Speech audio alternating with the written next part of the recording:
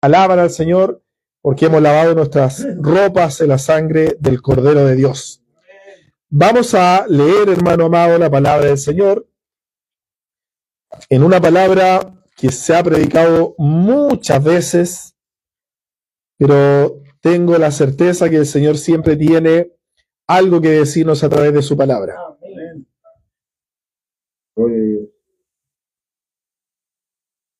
Vamos a leer el Evangelio según San Juan, capítulo 4.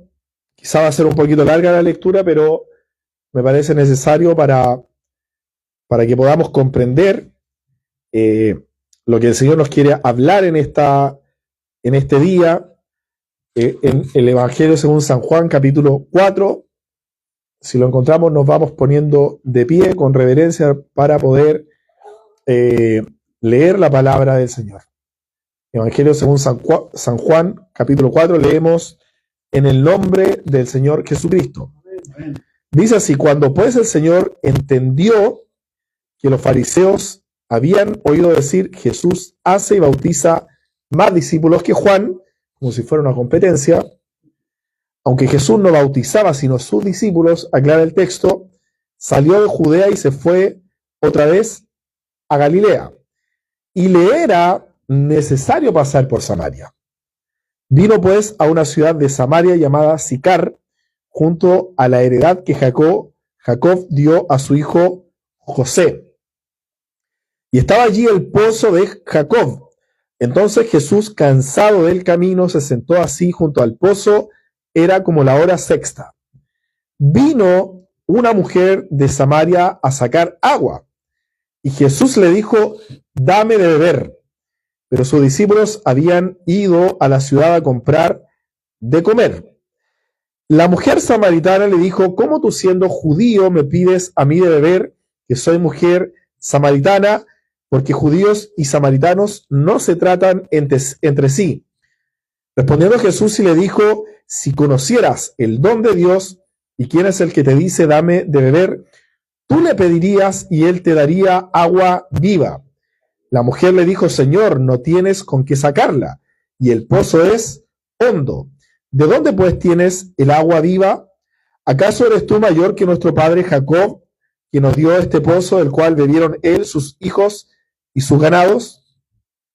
Respondió Jesús y le dijo, cualquiera que bebiere de esta agua volverá a tener sed, mas el que bebiere del agua que yo le daré no tendrá sed jamás, sino que el agua que yo le daré será en él una fuente de agua que salte para vida eterna. La mujer le dijo, Señor, dame de esa agua para que no tenga yo sed ni venga aquí a sacarla. Jesús le dijo, ve, llama a tu marido y ven acá. Respondiendo la mujer le dijo, no tengo marido. Jesús le dijo, bien has dicho, no tengo marido, porque 5 maridos has tenido y el que ahora tienes no es tu marido. Esto has dicho con verdad. Le dijo la mujer, Señor, me parece que tú eres profeta. Nuestros padres adoraron en este monte y vosotros decís que en Jerusalén es el lugar donde se debe adorar. Jesús le dijo, mujer, créeme que la hora viene cuando ni en este monte ni en Jerusalén adoraréis al Padre. Vosotros adoráis lo que no sabéis. Nosotros adoramos lo que sabemos, porque la salvación viene de los judíos. Mas la hora viene y ahora es cuando los verdaderos adoradores adorarán al Padre en espíritu y en verdad, porque también el Padre tales adoradores busca que le adoren. Dios es espíritu y los que le adoran en espíritu y en verdad es necesario que adoren. Le dijo la mujer, sé que ha de venir el Mesías, llamado el Cristo. Cuando Él venga nos declarará todas las cosas. Jesús le dijo, yo soy el que habla contigo. Que Dios nos bendiga en esta mañana. Puede tomar su asiento, mi hermano.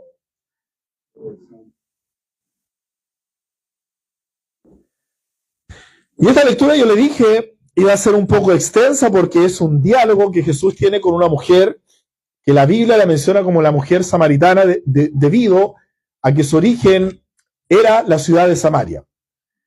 Ahora, ¿qué nos dice la historia respecto de Samaria. Porque yo he escuchado muchas veces referencias que hay en el Nuevo Testamento de Jesús a Samaria, a los samaritanos.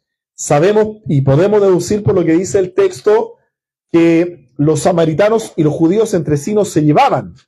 Y para las personas que no lo saben, Israel, que es un país y a día de hoy también existe, tenía una división geográfica que no solamente era una división geográfica, era una división política, pero también en cierto sentido era una división religiosa.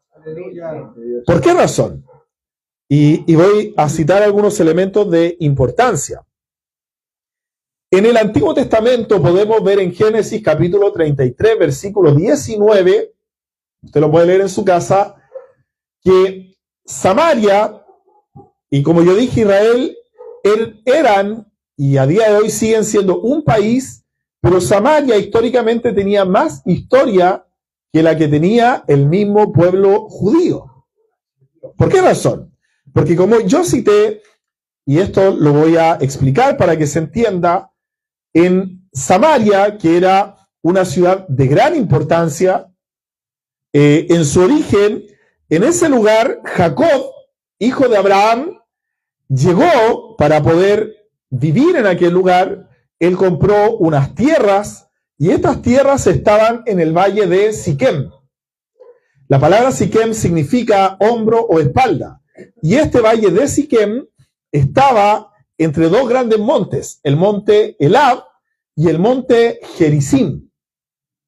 Y en este valle, que era un valle fértil, donde había mucha agua, Jacob, para no tener problemas con las personas que ya vivían en el lugar, cava un pozo que lo cava en un lugar que era muy difícil de poder hacerlo porque era un lugar de piedra, un lugar rocoso.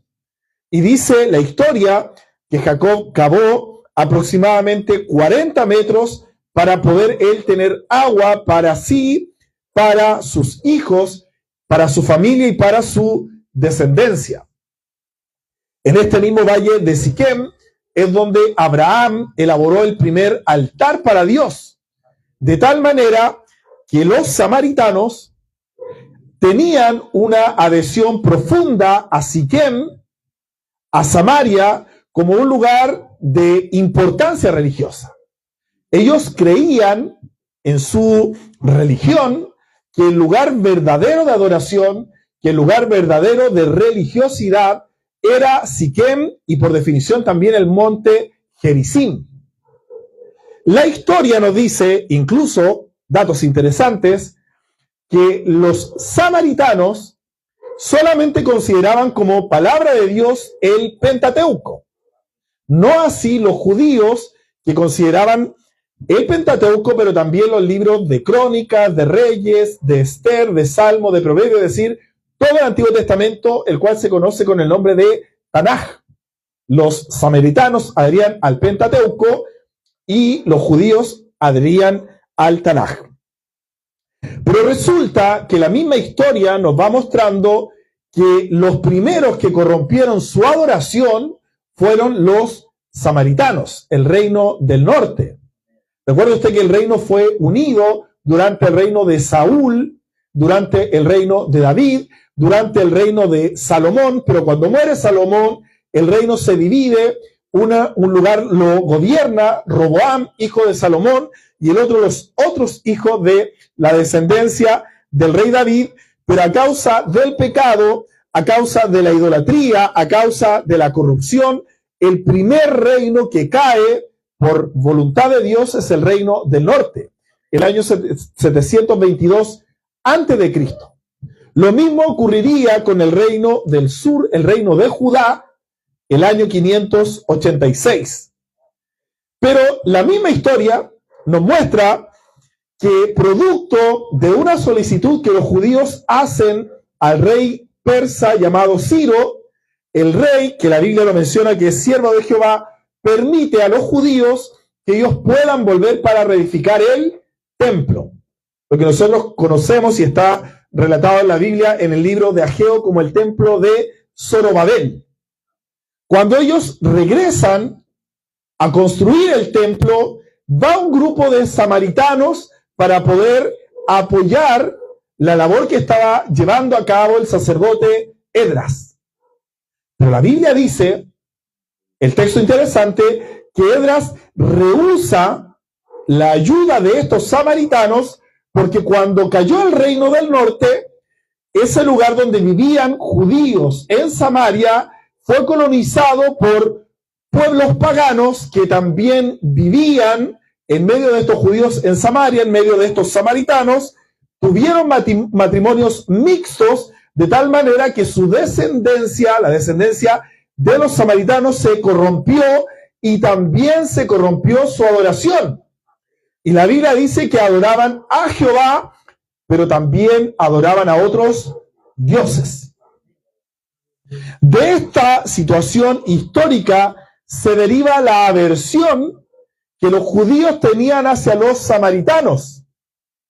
Pero los samaritanos, para que usted entienda, también sentían que los judíos no tenían una adoración correcta ni un servicio correcto a Dios, porque ellos tenían otros textos, además del Pentateuco, porque ellos no se fundaban en una tradición religiosa tan antigua como la de Abraham y de Jacob, sino que el fundamento del pueblo judío estaba en el templo que levantó Salomón, hijo de David.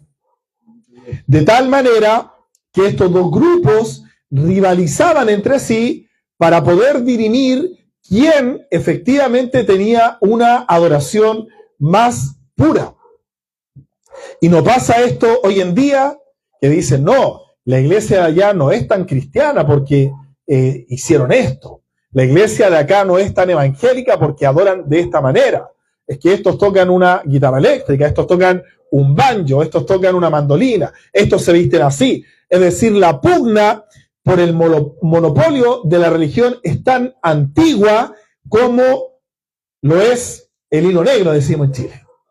Siempre han peleado distintos grupos por determinar quiénes tienen la mayor pureza espiritual.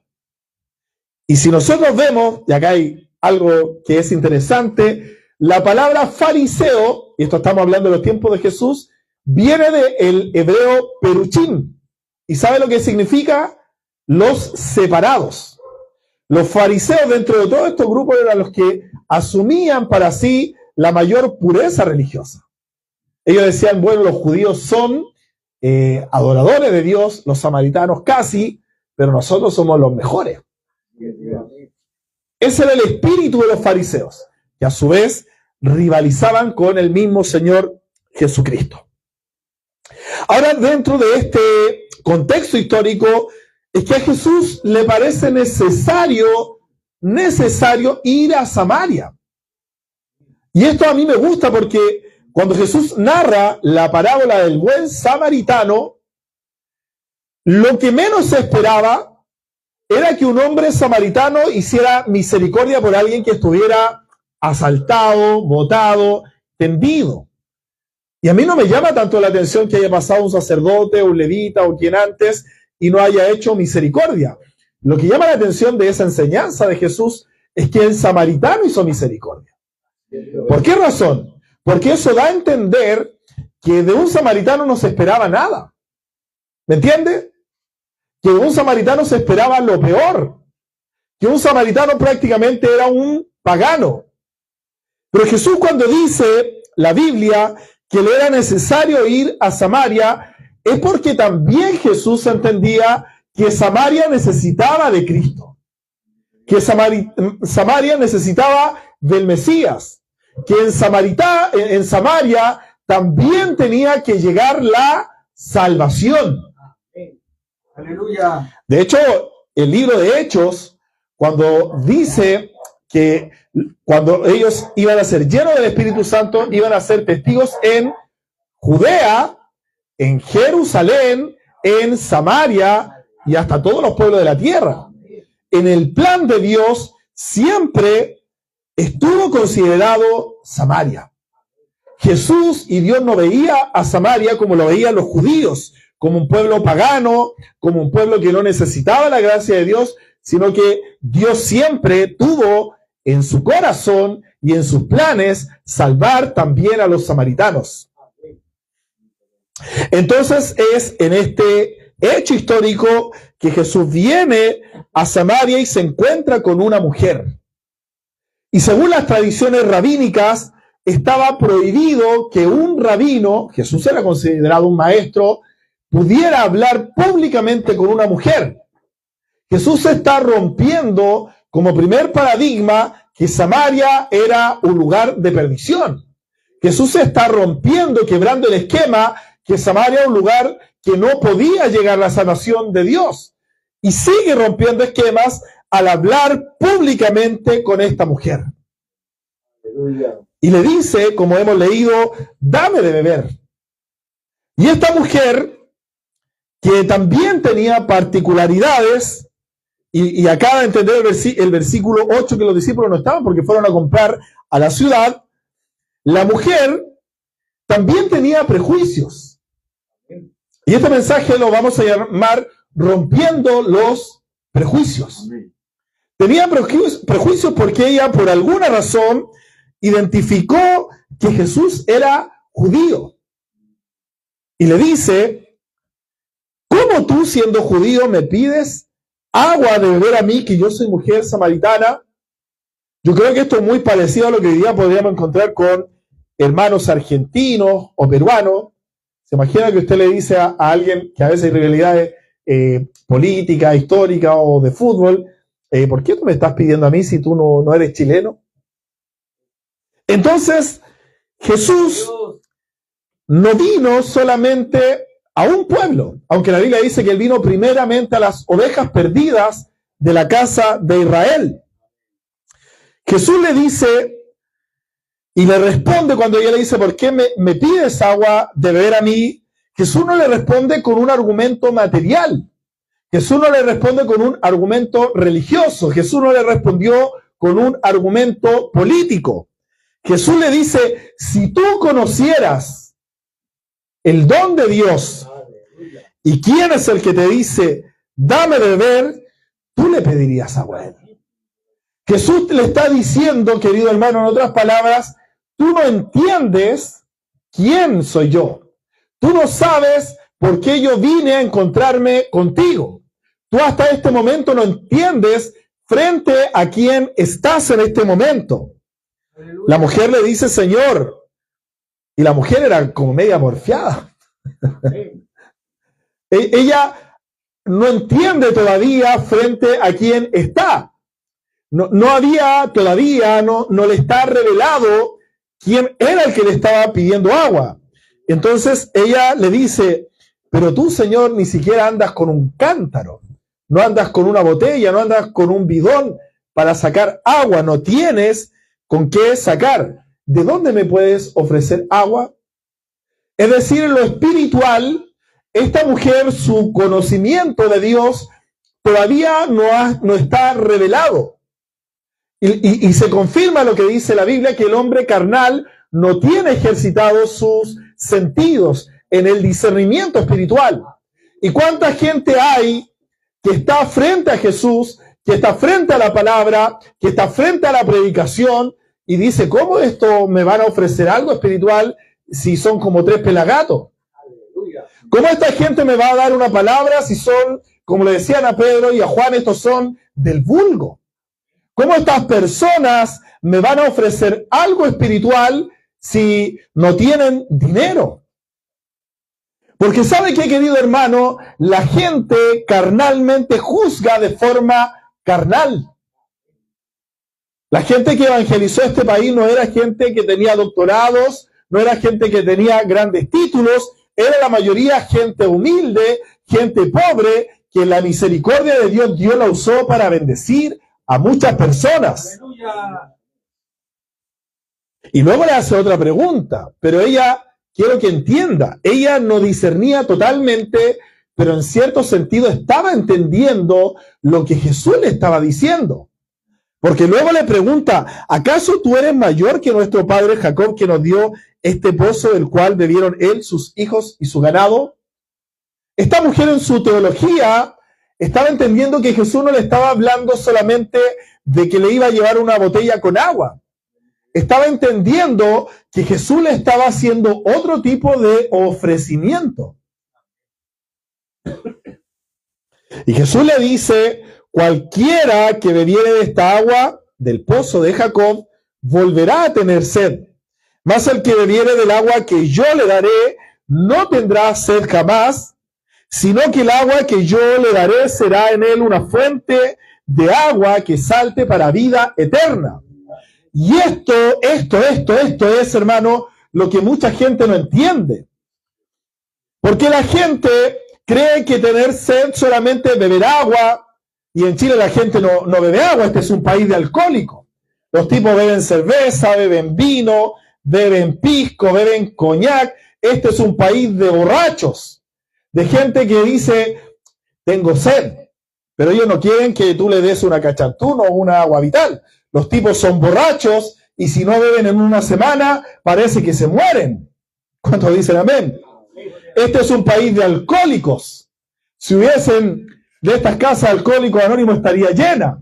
Y de hecho las estadísticas dicen que Chile es el país donde hay más jóvenes borrachos y más gente arruinada por el alcohol. Pero Jesús no está hablando del agua física. Él está hablando de la sed espiritual. Y mucha gente que tiene sed espiritual, que tiene sed de cosas, y sacia la sed del espíritu comprándose cosas. Y no hayan qué hacer. Ya, ¿qué vamos a hacer hoy día? No, vamos a ver si me compro algo. Y van a la feria, van al mall, y compran, y compran, y compran, porque ellos creen que comprando cosas materiales van a saciar la sed del espíritu. Otra gente tiene una sed espiritual que cree que carreteando, emborrachándose, drogándose, porque en este país, en todas las plazas, hay jóvenes que fuman marihuana y son drogadictos y alcohólicos y creen que en el carrete, en las drogas, en la diversión carnal, van a poder ahogar la sed que hay en el espíritu. Y Jesús le dijo a esta mujer, el que beba de esta agua nunca más tendrá sed. Y es lo que mucha gente en este país tiene que entender, que no es el carrete, no son las drogas, no es el alcohol, no es el materialismo lo que sacia la sed del espíritu, que el único que puede aplacar y saciar la sed del alma es Jesucristo el Salvador. Y la mujer le dijo, yo quiero de esa agua. Y el problema de mucha gente que es que no quiere beber de esta agua, que dice el evangelio es súper fome. En el evangelio no se puede drogar, en el evangelio no se puede hacer esto, no se puede hacer lo otro. Qué aburrido es eso. Pero esta mujer tenía una sed espiritual que necesitaba saciarla. Y sabe que Jesús, como todo lo conoce, ¿cuántos saben que todo lo conoce? Jesús es el lugar, porque yo lo que veo en la lectura, que si bien ella está diciendo yo quiero beber, hasta este momento todavía no está convencida. Todavía no entiende realmente quién es Jesucristo. Entonces Jesús le dice una palabra, que esta palabra iba a desnudar toda su condición, iba a desnudar toda su realidad. Jesús le dice, ve, llama a tu marido y ven acá. Y la mujer, yo no sé si le miente, porque capaz que le está mintiendo, eso no lo sabemos, pero le responde, yo no tengo marido. Yo creo que aquí está mintiendo y diciendo también la verdad. Es de estas palabras que tienen doble lectura. Y Jesús, que la conocía, le dice, bien has dicho, no tengo marido, porque 5 maridos has tenido y el que ahora tienes no es tu marido. Gloria a Dios. A ojos nuestros, esta era evidentemente no solamente una mujer samaritana, no solamente una mujer considerada pagana, era también una mujer adúltera. Algo del cual hoy día no se habla en la iglesia. Hoy día son todos santos. La gente se casa 2, 3, 4, 5 veces y todos van al cielo. Todos creen que el matrimonio hoy es, me caso y si no me gusta me separo los 3 días. Y si no me gusta esta mujer, me vuelvo a divorciar y me vuelvo a casar. Y si no me gusta esa, me caso como esta samaritana 4 y 5 veces. ¿Cuántos dicen amén? Esa es una realidad de este país. Es una realidad también que está en la iglesia. Y no es que yo esté juzgando, porque en muchos casos puede haber un divorcio que sea justificado. Puede ser por violencia, por distintas razones. Pero esta mujer, lo que se infiere es que era una mujer que vivía en una condición de libertinaje. Es que esta mujer, al parecer, no tuvo conformidad con su primer esposo. Quizás era una mujer atractiva y por eso la buscaban, eso no lo sabemos. Pero el hecho es que 5 veces se había casado y eso ella no se lo dijo a Jesús, pero sí se lo dijo a ella. Gloria a Jesucristo, gloria al Señor. Entonces le dice, tú has tenido 5 esposos, pero ahora estás conviviendo. Ahora estás viviendo, como dijo una vez Néstor Silva, a la chilena. Jesús le está diciendo de forma muy sutil, tú ahora estás viviendo en pecado. Y ahí es cuando la mujer quedó desnuda. Porque sabe que Jesús todo lo sabe. ¿Qué le vamos a ocultar al Señor? Él sabe cuando pecamos. Él sabe cuando vivimos de acuerdo a su voluntad. Y también Él sabe cuando hemos sido pecadores. Cuando nos hemos rebelado frente a la voluntad de Dios. Y esta mujer, al verse desnuda frente a Jesús, ya no tenía más palabras que decir. Ya no le va a decir, oye, tú eres judío y me estás pidiendo agua. No le va a decir, ¿y de dónde vas a sacar el agua? Porque no andas con un cántaro. Ahora esta mujer no tiene más argumentos, sino que lo único que atina a decir, Señor, me parece que tú eres profeta. ¿Sabe por qué, querido hermano? Porque Cristo era profeta, pero era más que un profeta. Cristo era un hombre, pero también era Dios. Y frente a Cristo ya se nos caen las máscaras. Frente a Cristo se nos caen las justificaciones. Frente a Cristo no tenemos ningún argumento que decir. Cuando Cristo nos llama, no le podemos decir, Jesús no anda a buscar un cántaro.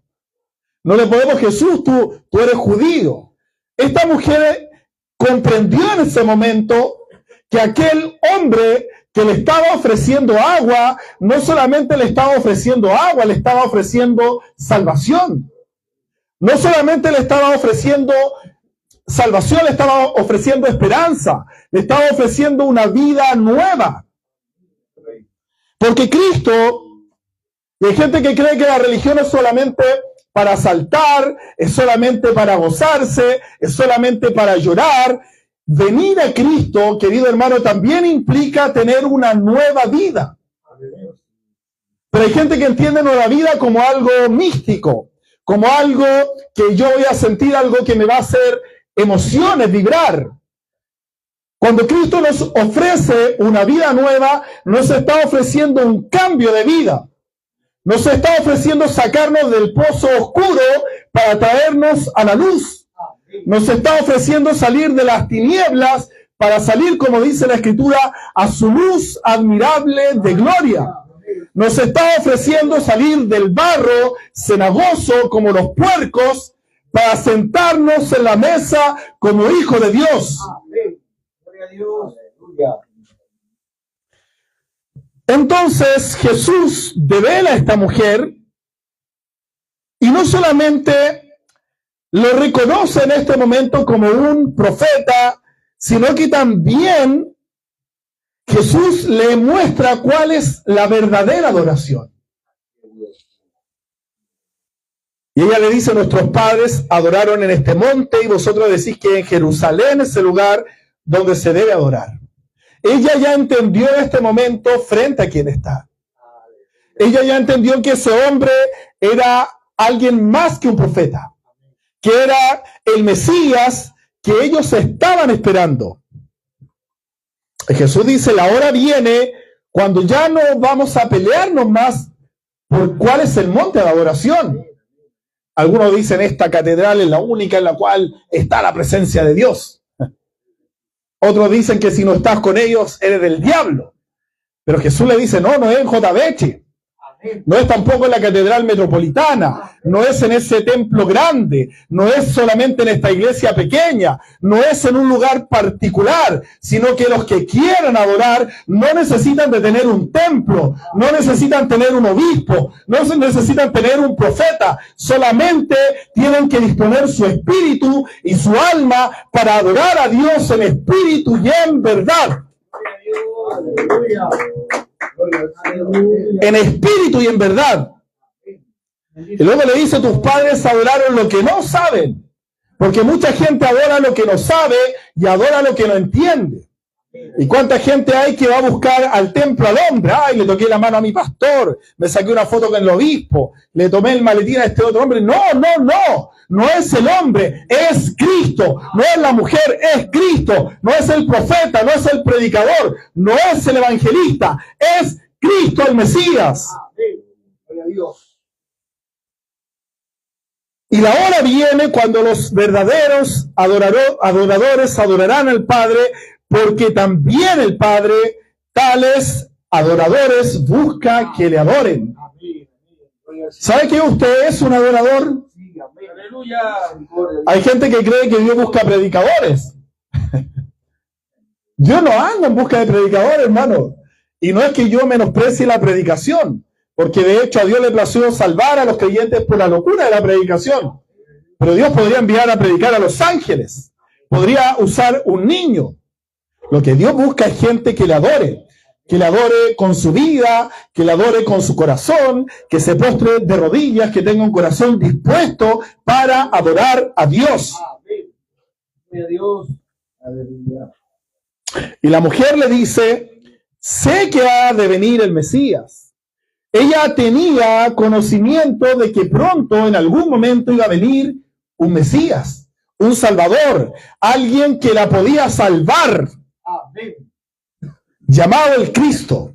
Cuando Él venga nos declarará todas las cosas.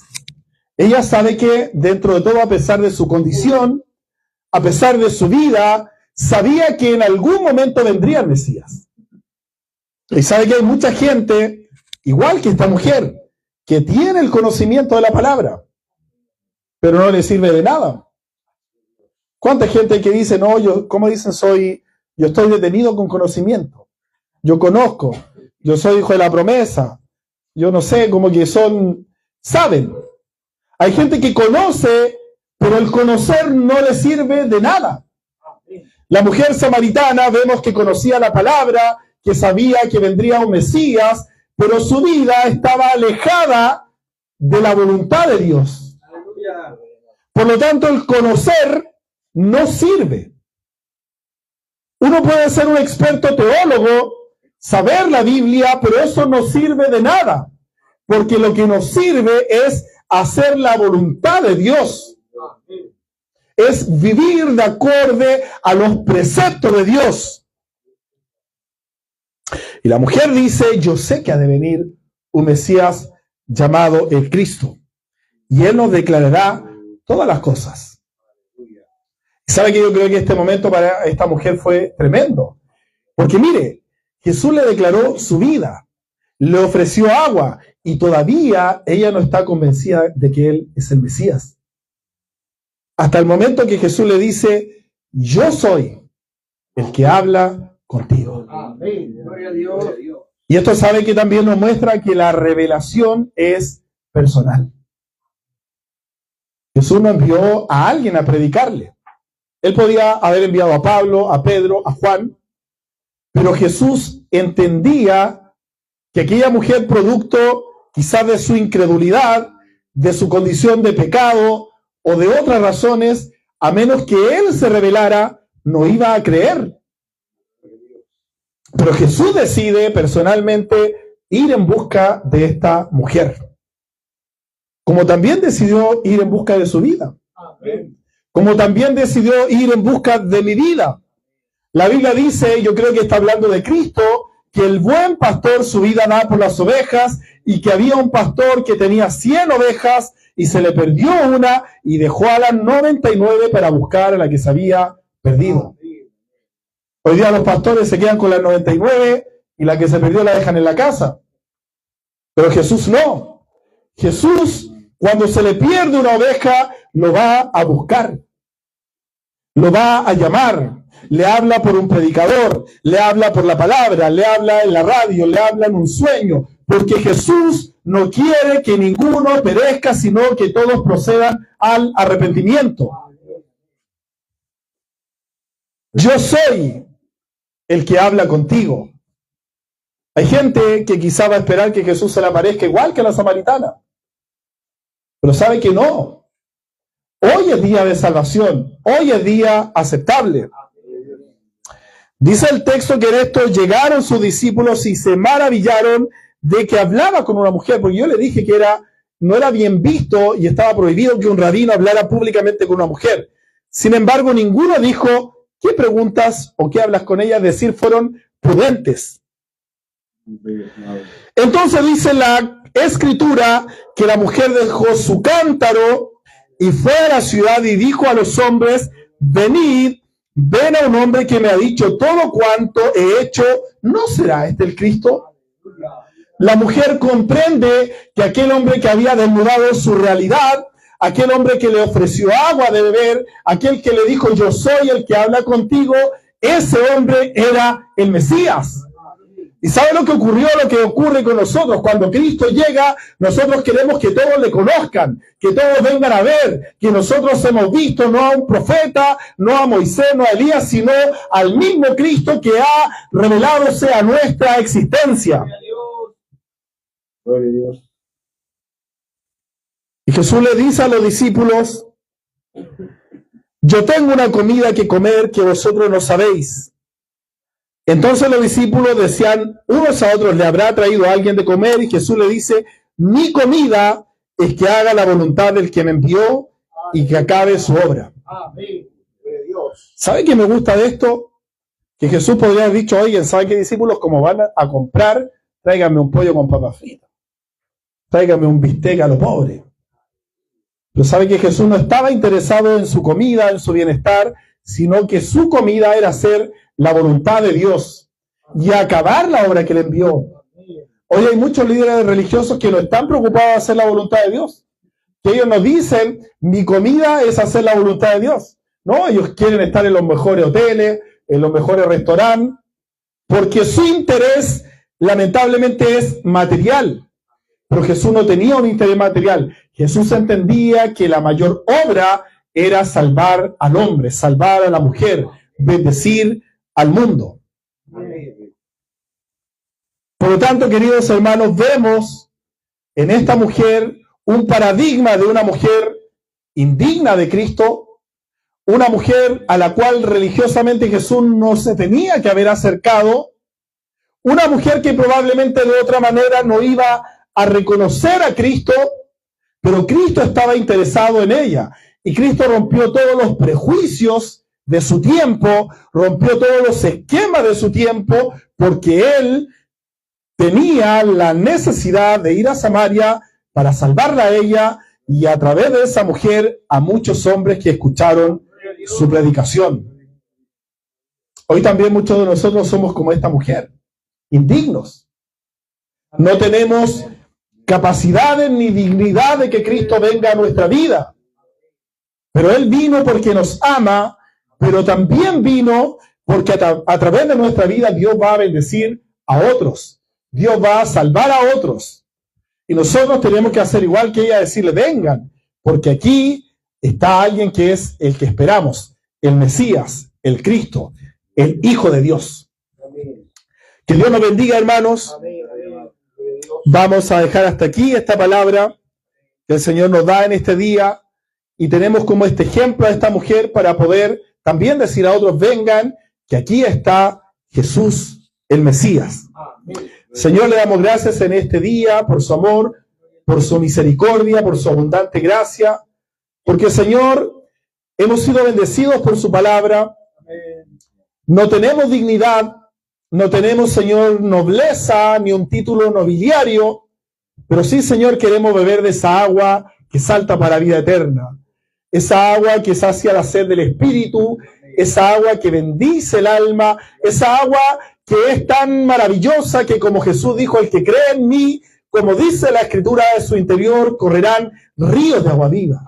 Queremos beber de esa agua, queremos que nuestra alma sea llena de su virtud, queremos, Señor, su presencia y su bendición en nuestro medio. Le rogamos, Señor, bendiga este culto, bendiga a nuestros hermanos, nuestras familias, bendiga, Señor, a la gente que verá esta palabra, que pueda también beber de esta agua de bendición y nuestra vida, Señor, esté edificada en la roca que es Cristo. Amén. Agradecemos, Señor, su gracia, su amor, su misericordia en esta mañana y rogamos que su Espíritu nos gobierne, esté en nuestro medio y podamos glorificarle en espíritu y en verdad. Se lo pedimos todo, Padre, en el nombre de Cristo Jesús. Amén.